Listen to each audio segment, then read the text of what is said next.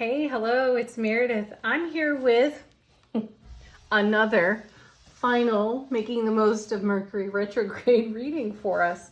And this is because I thought Mercury went direct on the 1st of June. And then as I was looking at my little moon diary, I noticed it was the 3rd of June. So I thought, why not throw one more Mercury Retrograde reading out there? So here we are. I will encourage you to check out the daily reading. I had a load of fun recording it today. It's quite powerful. Death card, Devil card, they show up and they square off with one another. So wonderful, wonderful messages there for us. Let's get into this Mercury retrograde reading from the lovely ladies, Major Arcana. What is the overall theme for us in the day today? We have the Star. You know what I see when I look at this card right now intuitively is resilience.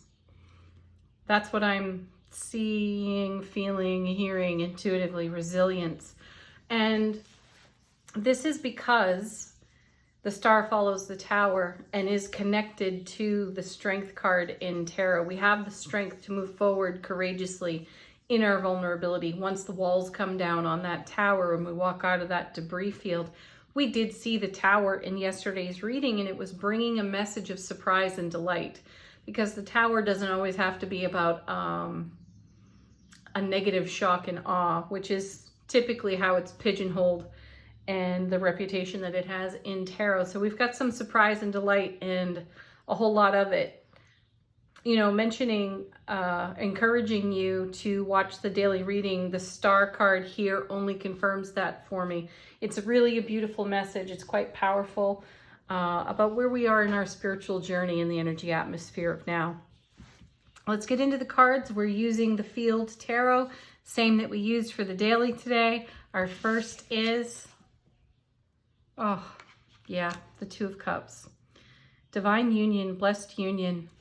An ever-strengthening and deepening bond within self-relationship, and it's on offer to us in our most primary relationships. I love this. You know, each character is holding the Ace of Cups and they're offering it to one another, and there's a beautiful spirit of reciprocity here. And you know, this is a card about, traditionally speaking in Tarot, it's a card about love and how we share our love, how it is reciprocated, and the beautiful infinity loop that creates in reciprocity. So that's right there in this card, and sitting next to the Star. This feels as though it's what we've held in heart space. It's what we've held out for in terms of our connections, relationships, friendships, family connections as well. And here it is. There's been quite a message in recent days off the daily readings about making way for what is incoming.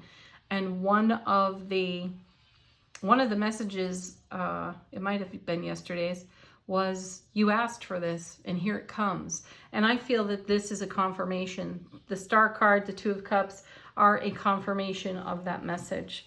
Next we have the King of Discs, power. Yeah, I love him. You know, he's one of my favorite kings, and it's because of his presence. He is very present and aware, and he's right here, right now. He pays attention to detail, the fine detail, and we all know how important that is. And the other really beautiful message that comes from him is that he's the father of the material. He's investing his energy right now in the oncoming while he celebrates the divine union within his own self-relationship and that of his counterpart, the Queen, who may be represented right here in the Two of Cups. What a beautiful king to have sitting here. He is the epitome of manifestation in action within the Tarot, in the minor suits of Tarot. So here we have the Star showing us that our beautiful light is witnessed by the divine all, and in that beautiful light is everything we hold in heart space. And here we are in reciprocity, in self-relationship, and then take it further to our divine relationship with the universe, and then go on from there to our primary connections, relationships, right?